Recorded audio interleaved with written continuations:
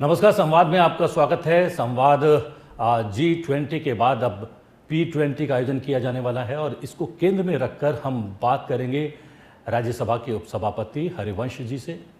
आपका बहुत बहुत स्वागत है। धन्यवाद। ये साक्षात्कार जैसा कुछ नहीं है। P20 के बारे में मैं भी समझना चाहूँगा और आपके माध्यम से P20 क्या है वो दर्शकों को भी समझाने का प्रयास करेंगे, इसीलिए हम लोग इस संवाद कर रहे हैं। सामान्य अर्थ में P20 G20 के पार्लियामेंट्स का फोरम है जी। और इसकी शुरुआत 2010 में कनाडा की प्रेसिडेंसी में हुई और आज जानते हैं कि G20 देशों के पार्लियामेंट्स के स्पीकर्स इसका प्रतिनिधित्व करते हैं। अब इसकी थोड़ी पृष्ठभूमि बताऊं कि इसका रेलिवेंस क्या है। जी।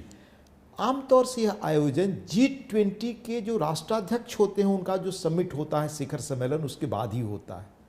उस पृष्ठभूमि में इसके महत्व को आप समझिए कि हमारे राष्ट्राध्यक्ष दुनिया के जो बड़े रेलिवेंट इश्यूज दुनिया के सामने हैं, आज जियो पॉलिटिक्स जिस रूप में बदल रही है, जो दुनिया के सामने चुनौती है क्लाइमेट से लेकर के अन्य मोर्चों पर, उसके समाधान के लिए राष्ट्राध्यक्ष मिलते हैं और एक कंसेंसस से रास्ते की तलाश करते हैं। क्लाइमेट से लेकर के इस प्लैनेट की रक्षा के लिए, सबके इकोनॉमिक डेवलपमेंट के लिए, इंक्लूसिव डेवलपमेंट के लिए, जेंडर इक्वलिटी के लिए बड़े सारे इंपॉर्टेंट इशू जो दुनिया के सामने चुनौती के रूप में खड़े हैं। पर उन चीज़ों पर एक तरह से पार्लियामेंट का समर्थन पाना, पार्लियामेंट उसको लोगों को अवेयर बनाए, गवर्नेंस का पार्ट एक पार्लियामेंट के माध्यम से पारदर्शिता आए, यही फोरम है। क्योंकि उनकी नीतियों को लागू करने का फोरम तो पार्लियामेंट ही है जी। एक सामान्य भाषा में कहें तो जो भी नीतियां बनेंगी, कानून बनेंगे, लोगों को हमें अवेयर करना पड़ेगा। ग्लोबल गवर्नेंस में पार्लियामेंट्री डायमेंशन लाना है। इंटरनेशनल कमिटमेंट्स के लिए जो पब्लिक सपोर्ट लोगों का चाहिए, क्यों इन मुद्दों को हमें सपोर्ट करना है, ये काम तो पार्लियामेंट्री फोरम से ही संभव है। जी। इसलिए आप देखेंगे कि जब भी G20 कॉन्फ्रेंसेज होते हैं उनके बाद इसका आयोजन होता है और G20 के अनेक और इस तरह के इंगेजमेंट ग्रुप्स हैं, पर सबसे इंपॉर्टेंट हमारा पार्लियामेंट्री ग्रुप्स है। जी। क्यों? क्योंकि लोकतंत्र में लोगों के माध्यम से जनमत बनाना और इन मुद्दों पर एक आम राय बनाना और इन मुद्दों को क्रियान्वयन के स्तर पर जीवन में उतारना, ये पार्लियामेंट के माध्यम से ही संभव है। पार्लियामेंट जो ओपिनियन मेकिंग बॉडी, ठीक बात, तो पार्लियामेंट के माध्यम से ही है। इसलिए G20 जो हमारे के डिक्लेरेशंस होते हैं उसमें कॉमन प्रिंसिपल्स होती है, प्रायोरिटी जो तय होते हैं उनको एक्चुअलाइज करने का काम कानून के माध्यम से लेकर जनता में उनको उनके प्रति एक तरह का समर्थन हासिल करने का काम पार्लियामेंट से ही संभव होता है। इसलिए शासन में पारदर्शिता लाने से लेकर और बाकी चीज़ों में बहुत बड़ी भूमिका इस P20 आयोजन का होता है। मैं आपको और भी उल्लेख करना चाहूँगा कि मेंबर नेशंस जो हैं, इसके सदस्य देश जो हैं, न सिर्फ अपनी यहाँ बेस्ट गवर्नेंस की प्रैक्टिसेस के बारे में बताते हैं, शेयर करते हैं म्यूचुअली, बल्कि एक दूसरे को और किस तरह हम मिलकर इनोवेटिव थिंकिंग करें एक फोरम से इस मानवता और दुनिया के सर्वाइवल के लिए। इसमें क्रॉस डिसिप्लिनरी एक जो लर्निंग है, हम एक दूसरे से कैसे उनके बेस्ट प्रैक्टिसेस से सुनते हैं, इस रूप में भी इस फोरम का इस्तेमाल होता है। मैं आपको बताना चाहूँगा कि दरअसल जो हमारे G20 के राष्ट्राध्यक्ष जो बातचीत करते हैं वो तो एग्जीक्यूटिव बॉडी हुई, लेकिन लेजिस्लेटिव बॉडी हमारी पार्लियामेंट की है। तो आप जानते हैं लोकतंत्र में कितना महत्व है हमारी इस बॉडी का, और इसी पृष्ठभूमि में G20 की सदारत भारत कर रहा था। भारत के प्रधानमंत्री उसके अध्यक्ष थे, जिसका शिखर सम्मेलन भी 9 सितंबर को आपको बड़े उससे भारत मंडपम में हुआ। अब P20 का आयोजन उसी पृष्ठभूमि में भारत में हो रहा है। जी जी। आप चूँकि अलग अलग देशों में होने वाले P20 में सबसे ज़्यादा बार भारत की तरफ से प्रतिनिधित्व करने वाले व्यक्तित्व हैं, तो वहाँ पर क्या कुछ आपने देखा और उस दौरान भारत के लोकतंत्र के बारे में, भारत की संसदीय प्रणाली के बारे में वहाँ के लोगों के विचार क्या हैं? एक मोटे तौर पे मैं आपको बात बताऊं कि पिछले कुछ वर्षों से इन अंतर्राष्ट्रीय फोरमों पर मुझे जो जाने का अवसर मिला है, और अभी हाल में एक दूसरे अंतर्राष्ट्रीय सम्मेलन से होकर मैं बस कुछ एक दिनों पहले आया हूँ ब्रिक्स से, भारत ने जो कुछ काम किए हैं उससे भारत की अद्भुत प्रतिष्ठा अंतर्राष्ट्रीय स्तर पर बढ़ी है। एक कोविड जो सबसे बड़ी चुनौती अब तक की आई, और कोविड में जिस तरह भारत सरकार ने काम किया, आप याद करिए उस पृष्ठभूमि को कि दुनिया के बड़े एक्सपर्ट्स, बड़े मीडिया हाउसेस के लोग भारत के बारे में क्या आकलन कर रहे थे, कितनी निगेटिव और पेसिमिस्टिक चीजें भारत के बारे में आ रही थी, पर भारत ने उनका जवाब देने के बजाय क्रिएटिव ढंग से काम किया और अद्भुत ढंग से टीकाकरण का। जब हम अंतर्राष्ट्रीय फोरमों पर बताते थे कि एक एक दिन में कितने करोड़ टीका हमारे यहाँ होते हैं, तो स्तब्ध रह जाते हैं। सबसे पहले तो निर्माण का ही एक बहुत बड़ी चुनौती थी, किसी एक को चैलेंज था। विश्वास नहीं था कि भारत अपनी टीका का इजाद खुद करेगा। अगर पुराने इतिहास में आप जाएं तो देखेंगे कि जब भी कॉलरा से लेकर स्मॉल पॉक्स से लेकर और बड़े जो इस तरह के रोग हुए, उनके टीका पाने में जो जिस तरह की परेशानियां हुई, और टीका देने के पीछे जो फार्मास्यूटिकल कंपनियों का दुनिया में जो वर्चस्व होता है उसको आम लोग नहीं जानते। वो एक अद्भुत ढंग से वो दुनिया को डिक्टेट करती हैं। उनको भी लगा कि भारत के लिए ये हम भारत को अपनी शर्तों पे करेंगे, और भारत ने दुनिया को स्तब्ध किया। तो भारत का जो इस तरह से कोविड के दौरान उसका जो क्रिएटिव रिस्पांस रहा, किसी को उम्मीद नहीं थी दुनिया में।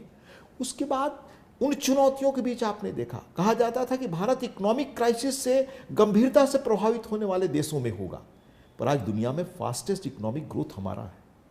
यह प्रेडिक्ट किया जाता था उस वक्त कि भारत में कितने करोड़ लोग खाने के बिना प्रभावित होंगे, उनके जीवन में बड़ी परेशानियां होंगी, लेकिन आप देखें आज भारत का ग्रोथ रेट सबसे अधिक है।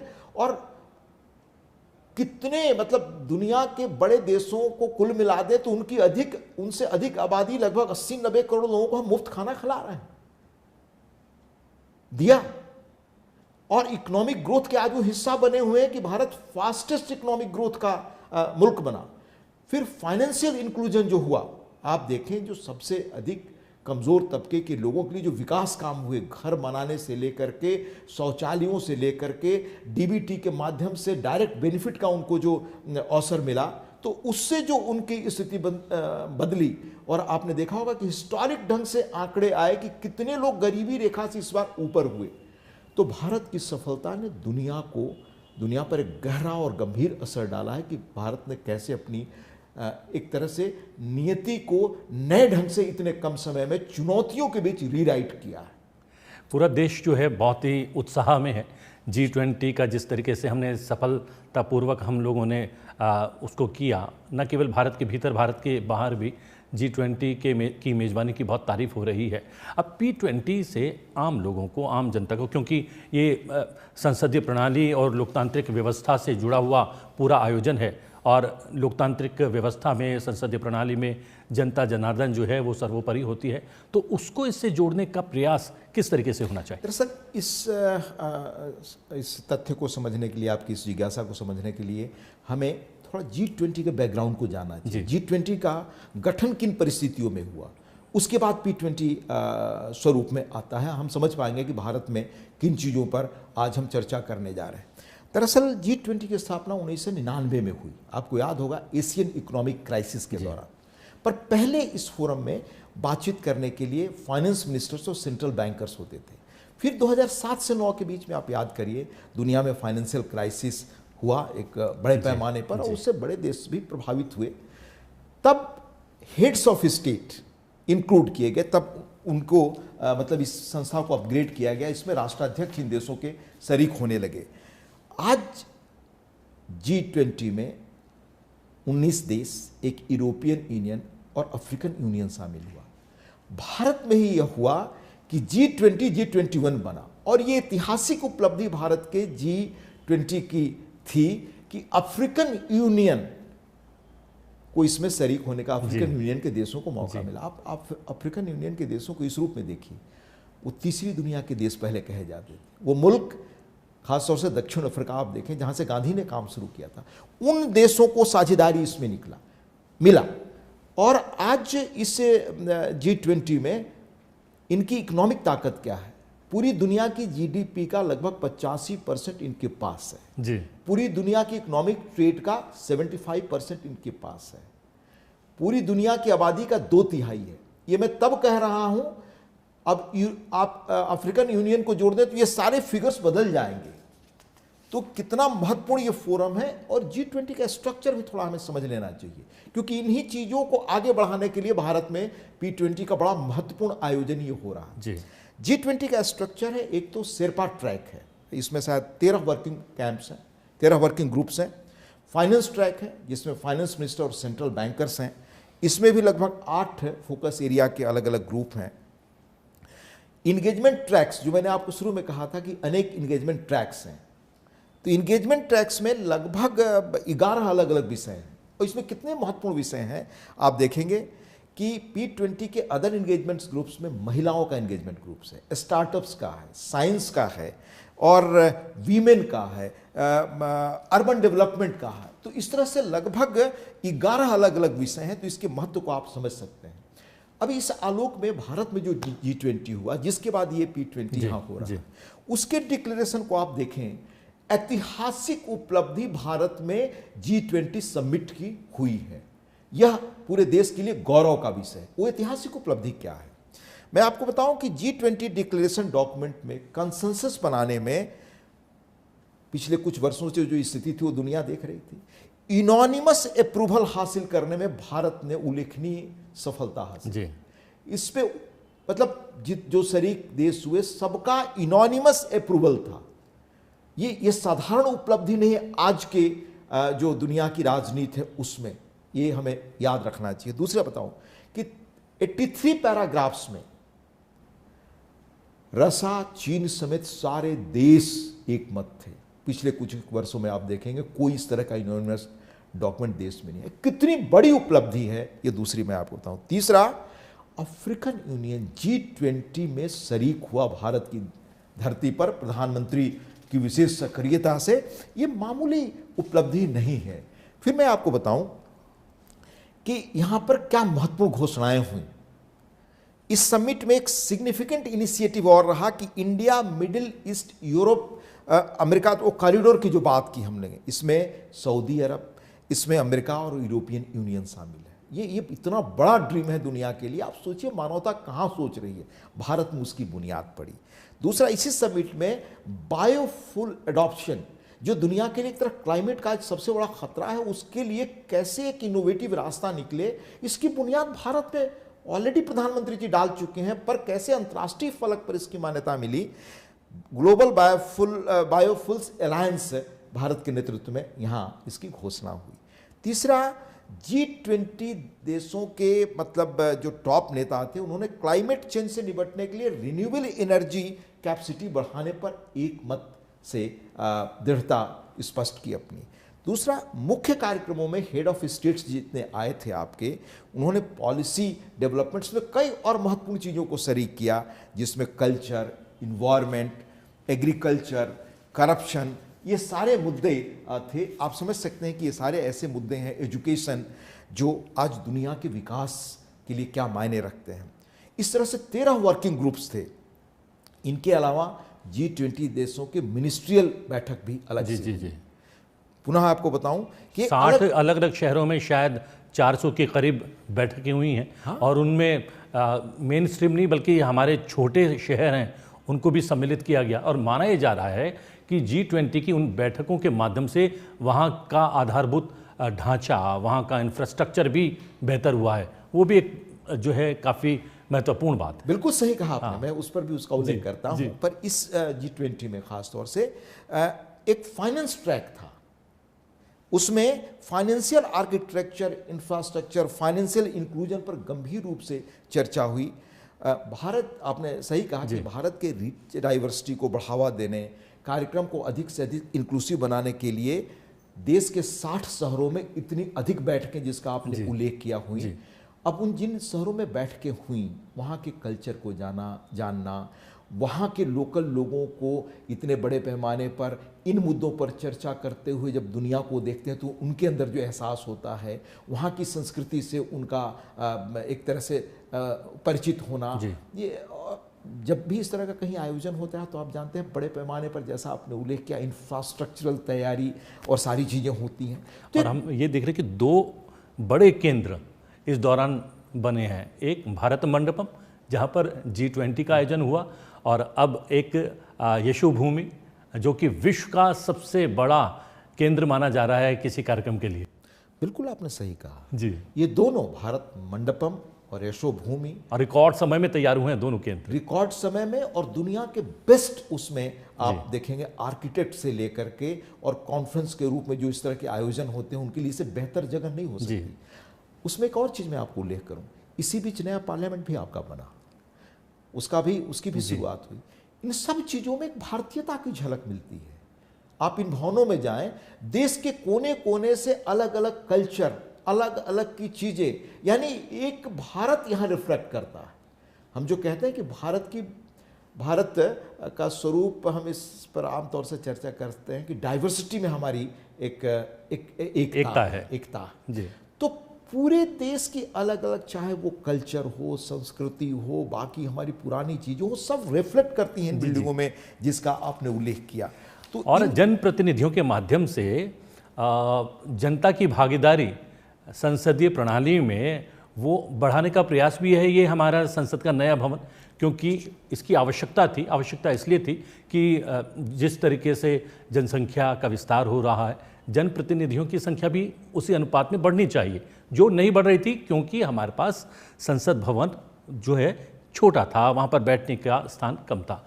ये बहुत बड़ा है, अपने आप में विशाल है, आधुनिकता भी है, और उसमें हमारी प्राचीनता भी कहीं ना कहीं समाहित है। तो अपने आप में एक अद्भुत और अनूठा केंद्र कहा जा सकता है लोकतांत्रिक व्यवस्था का। वो भी दूसरे देशों जो कि P20 के माध्यम से इस कार्यक्रम में सम्मिलित होंगे, उनको एक अवसर मिलेगा भारतीय लोकतंत्र को समझने का। आपने सही कहा। देखिए, नए संसद की जरूरत आज से नहीं, कई दशकों पहले से थी। जी। और इस पर इसके पहले के कई स्पीकर्स इसके बारे में लिख और बता चुके थे कि क्यों इसकी ज़रूरत है। आपने सही कहा उन कारणों को।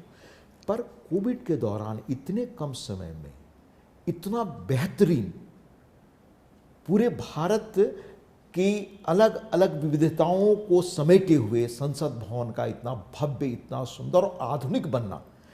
एक और चीज़ का मैं आपको उल्लेख करूं कि आज दुनिया आर्टिफिशियल इंटेलिजेंस के एरा में है। टेक्नोलॉजी के माध्यम से इस नए संसद भवन को वन ऑफ द बेस्ट संसद भवन दुनिया का आप कह सकते हैं। इसमें जब आप प्रवेश करिए, यहाँ पर अलग अलग जो कला संस्कृतियाँ जो आपको दिखाई देंगी, जो चीज़ें रखी गई हैं, प्रतीक हैं, जो सब देश के अलग अलग हिस्सों से लाए गए हैं, वो देखकर आप स्तब्ध रहेंगे। इस देश की क्या एक अद्भुत सांस्कृतिक संपन्नता रही है, हमारी विरासत कितनी मजबूत रही है। और भारत को माननीय प्रधानमंत्री जी जो कहते हैं कि लोकतंत्र की जननी है, उसकी ऐतिहासिक पृष्ठभूमि क्या है, कितने हजारों वर्षों की है।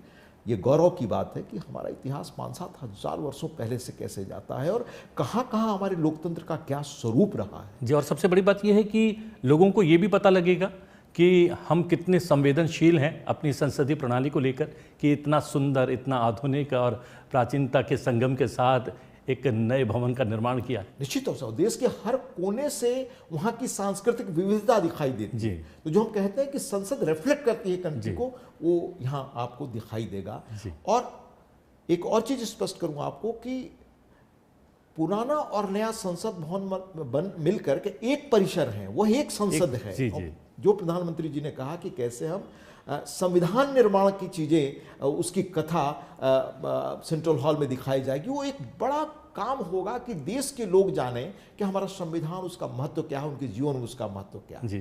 तो एक बड़ी उसकी भूमिका है। ये एक चीज़ मैं भी जानना चाहूँगा और हमारे दर्शक भी जानना चाहेंगे कि आपने कहा कि 90 के दशक में जिस तरीके से विश्व को आर्थिक संकट का सामना करना पड़ा, उसके निराकरण के लिए तय किया गया कि G20 शुरू किया जाए। पहले वित्त मंत्री इसमें शामिल हुआ करते थे, फिर राष्ट्राध्यक्ष भी सम्मिलित होने लगे, और उसके पश्चात, लेकिन काफ़ी पश्चात P20 की शुरुआत की। तो इतना लंबा समय क्यों लिया गया? राष्ट्राध्यक्षों को किसी अवसर पे लगा होगा कि जो भी वो नीतियां बनाते हैं, उन नीतियों को जनता के बीच ले जाने का दो रास्ता है। एक, या तो वो कानून बनाते हैं जिस पर आम सहमति होती है, तो कानून प्रजातांत्रिक व्यवस्था में संसदों के माध्यम से बनते हैं, या उससे भी ज़्यादा जनमत के सपोर्ट की ज़रूरत है। आज अगर पर्यावरण का महत्व है। तो हमारे प्रधानमंत्री जी ने जो लाइफ की बात की है, लाइफ स्टाइल फॉर इन्वायरमेंट, जी इस आयोजन में भी हमारा मुख्य आयोजन 13 और 14 को है, पर 12 तारीख को इसके साथ ही एक चर्चा की शुरुआत हो रही है जी लाइफ पर। जी। ये आपको बेहतर ढंग से पता होगा कि इसका मुख्य थीम क्या है। और मैं बताता हूं कि इतना महत्वपूर्ण थीम है माननीय प्रधानमंत्री जी का, लाइफ स्टाइल फॉर इन्वायरमेंट। हम सारी बातें दुनिया में कर लें, आज इस बारे में तो कोई दो राय नहीं कि इन्वायरमेंट को बचाना दुनिया के लिए कितने महत्व का है। अगर इन्वायरमेंट नहीं बचा तो सृष्टि नहीं बचेगी। ये हम नहीं, बड़े बड़े वैज्ञानिक कह रहे हैं। मैं उल्लेख करना चाहूँगा स्टीफन हॉकिंग का। जी। स्टीफन हॉकिंग हमारे समय के बड़े फिजिक्स दुनिया के थे। कुछ वर्षों पहले उनका निधन हुआ। उनकी लास्ट किताब जो थी brief answers to big questions, यानी सृष्टि के बड़े सवाल क्या हैं, उसमें उन्होंने कहा है कि दुनिया जिन 4-5 बड़े खतरों के बीच जी रही है आज, उसका उसने निदान और निराकरण नहीं किया तो दुनिया का अस्तित्व खतरे में होगा। संसार को अपने लिए अलग प्लेनेट तलाश लेना चाहिए। ये कोई सामान्य राजनेता नहीं कह रहा है, ये हमारे समय का सबसे बड़ा वैज्ञानिक स्टीफन हॉकिंग का कहना। उसमें पर्यावरण संकट पहला है, पर उस पर्यावरण संकट के हल के लिए जो मौजूदा प्रधानमंत्री ने लाइफ की चर्चा की है, इस कॉन्सेप्ट पर मुझे लगता है देश के एक एक व्यक्ति को जब तक आप अवेयर न करें और दुनिया के एक एक व्यक्ति को अवेयर न करें, तब तक इस प्लेनेट को आप बचा नहीं पाएंगे। और उसका माध्यम संसद और संसद के प्रतिनिधि हैं, और इसीलिए P20 का आयोजन भी हो रहा है। हमारे राजनीतिक विचार जो भी हों जी, हम अलग अलग अपने राजनीतिक आस्थाओं के साथ भले आए, पर ये मानवता, ये सृष्टि रहेगी तभी तो ये सारी चीजें होंगी, तभी तो हम किसी चीज की कल्पना कर सकते हैं।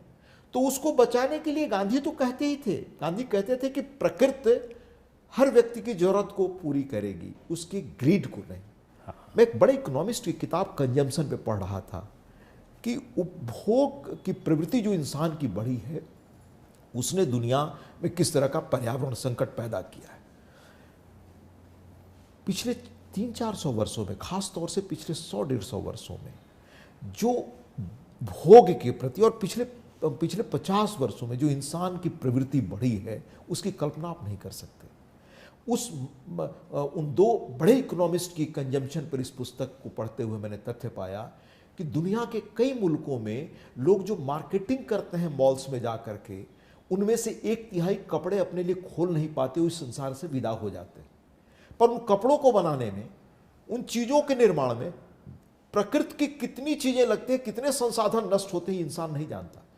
तो सबने पाया, गांधी ने कहा, विशेषज्ञ बता रहे हैं, हमने जिस स्टीफन हॉकिंग की चर्चा की, और मैं कई लोगों के विशेषज्ञों के नाम आप भी जानते हैं, हम भी जानते हैं, जिन्होंने कहा है, वार्न किया है कि हम समझें, लेकिन उसको एक फार्मूला के रूप में बताना कि जब तक हर इंसान शुरू नहीं करेगा अपने जीवन पद्धति में परिवर्तन से, तब तक सृष्टि नहीं बचेगी। ये भारत ने किया। ये प्रधानमंत्री जी का जो लाइफ का जो वाक्य है, लाइफ यानी लाइफ स्टाइल फॉर इन्वायरमेंट। इस इन्वायरमेंट की रक्षा के लिए हमारे निजी व्यक्ति की लाइफ स्टाइल क्या हो। अगर हम अपने व्यक्तिगत जीवन में उसी तरह भोग की प्रवृत्ति रखें, उसी तरह कागजों से लेकर सारी चीज़ का इस्तेमाल करते रहें, उसी तरह से हम अनावश्यक खरीदारी करते रहें, अपने जीवन शैली में परिवर्तन न करें, तो ये भोग की धारा जो चलेगी, ये सृष्टि के लिए बड़ा खतरा होगा। ये भारत में इसकी G20 में भी इस पर प्रधानमंत्री जी ने चर्चा की, पहले भी की थी, लेकिन ये G20 की शुरुआत के पहले एक दिन पहले इस पर हमारे यहाँ चर्चा होने जा रही है। P20 से ठीक पहले। और हमने ये देखा कि इन चुनौतियों से अगर पार पाना है, लड़ना है और सफल होना है, तो वैश्विक स्तर पर वैचारिक रूप से हमें एक होना होगा। इसीलिए G20 की टैगलाइन दी गई वसुधैव कुटुंबकम, P20 की भी टैगलाइन दी गई है एक पृथ्वी, एक परिवार, एक संसद। क्या है बात सही? यही रास्ता है जी। भारत वो मुल्क है कि भारत के मनीषियों ने, हमारे ऋषियों ने आज नहीं, न जाने कितने हजारों वर्षों पहले पृथ्वी को कुटुंब कहा, वसुधैव कुटुंबकम। हमारे प्रधानमंत्री जी जो एक पृथ्वी, एक धरती, और एक इसकी जो चर्चा की जिसका आपने उल्लेख किया, ये यही है। ये पूरा संसार सृष्टि एक है, इसलिए इसमें हम सृष्टि की रक्षा चाहते हैं, मानवता की रक्षा चाहते हैं, इंसान की रक्षा चाहते हैं, तो दुनिया के सारे देश चाहे वो विकसित हों या अभी विकास के क्रम में आगे बढ़ने की कोशिश में, सबको एक होना ही पड़ेगा। इसके अलावा जो पीछे छूट गए लोग हैं उनके फाइनेंशियल इंक्लूजन के लिए कैसे उनको आगे लाया, जेंडर इक्वलिटी के लिए महिलाओं को कैसे आगे लाया जाए, इस पर भारत ने जो काम किया है पिछले कुछ एक वर्षों में, जिससे भारत की अंतर्राष्ट्रीय पहचान दुनिया में बड़े गौरव के साथ बढ़ा है। आपको याद होगा इसी G20 शिखर सम्मेलन के दौरान अंतर्राष्ट्रीय संस्थाएं जो है, आपको वर्ल्ड बैंक, IMF जैसे कई संस्थाओं जिन्होंने उल्लेख किया है भारत के फाइनेंशियल इंक्लूजन का, कि यानी भारत में जिस तरह से जनधन से महिलाओं का खाता खुला, सीधे महिलाओं के खाते में पैसे जा रहे हैं, जो हमारे यहाँ जो डिजिटल पेमेंट वगैरह का जो आर्किटेक्चर बना, जिससे किस तरह फाइनेंशियल इंक्लूजन बढ़ा, वो दुनिया के देश हमसे सीखना और जानना चाहते हैं। इससे कई दशक जो इस काम को करने में लगते, हमने इतने कम समय में किया, ये वर्ल्ड के नॉन फाइनेंशियल इंस्टीट्यूशंस कह रहे हैं। और तमाम विविधताओं, तमाम जो है भारी जनसंख्या और भौगोलिक परिस्थितियां भी अलग अलग होने के बावजूद भी, बिल्कुल बिल्कुल आपने सही कहा। तो ये मुद्दे भी, जैसे जेंडर इक्वलिटी का है, सस्टेनेबल डेवलपमेंट का है, इंक्लूसिव डेवलपमेंट का है, ये मुद्दे भी इस P20 में जो भारत में हो रहा है इसके विषय होंगे चर्चा के। जी समय जो है कह रहा है कि हम आपसे इजाज़त लें, लेकिन क्या चलते चलते P20 के मद्देनज़र कुछ कहना चाहेंगे अपने दर्शकों से? दरअसल P20 में जो भी विषय भारत में डिस्कस होने जा रहे हैं, ये दुनिया को एक नई दिशा देंगे। हम सब उस रास्ते पर चलें और भारत की जो हजारों वर्ष से एक मान्यता कल्पना रही है कि ये सृष्टि एक है, वसुधैव कुटुंबकम जो हमने कहा, उसकी बुनियाद इस P20 शिखर सम्मेलन में चर्चा से होगी, ताकि नीतियों के स्तर पर ये नीचे तक कैसे बात पहुंच सके और पूरा जन समर्थन, एक अस्तित्व मानव का जो चुनौतियों के बीच आज निकल रहा है पर्यावरण संकट से, उस पर आगे बढ़ सके। और अपने युवाओं से भी कुछ कह दीजिए कि संसदीय प्रणाली में दूर से ही ना देखे, बल्कि बढ़ चढ़कर हिस्सा ले और आने वाले समय के लिए अपने आप को नेतृत्व के लिए भी तैयार कर रखे, खास बहुत महत्वपूर्ण है। बिल्कुल आपने सही कहा, खास तौर से भविष्य तो युवाओं का है। आप जानते हैं कि आज टेक्नोलॉजी जिस तरह से दुनिया को बदल रही है, उसमें युवा सबसे अग्रिम मोर्चे पर, और भारत में खुद आप देखें, भारत में युवाओं की भागीदारी बढ़े किस तरह से राजनीति में। आपके पार्लियामेंट में जो फ्लोरल ट्रिब्यूट पहले होते थे रस्म अदायगी के रूप में, अब युवाओं को लाना, युवाओं की राजनीति में शिरकत बढ़े, इसकी जो बड़े पैमाने पर कोशिश चल रही है, वो एक महत्व का तो है ही, पर ये सारे विषय जिस पर चर्चा होने जा रही है, इससे युवाओं का ही भविष्य बनने वाला है। इसलिए युवा बड़े पैमाने पर इसमें शरीक हों, साझेदार बने और इनकी चीज़ों को जाने, ये उनसे अपेक्षा होगी, उनके लिए एक मौका है। चलिए जी, आपने समय निकाला, समय निकालने के साथ साथ P20 से जुड़े हुए तमाम बिंदुओं पर प्रकाश डाला, धन्यवाद। नहीं, आपको बहुत बहुत धन्यवाद, आपके माध्यम से दर्शकों को भी धन्यवाद। जी, संवाद में आज के लिए इतना ही। संवाद में आपसे फिर भेंट होगी एक नई विभूति के साथ। फिलहाल मुझे आज्ञा दीजिए, लेकिन देखते रहिए संसद TV। नमस्कार।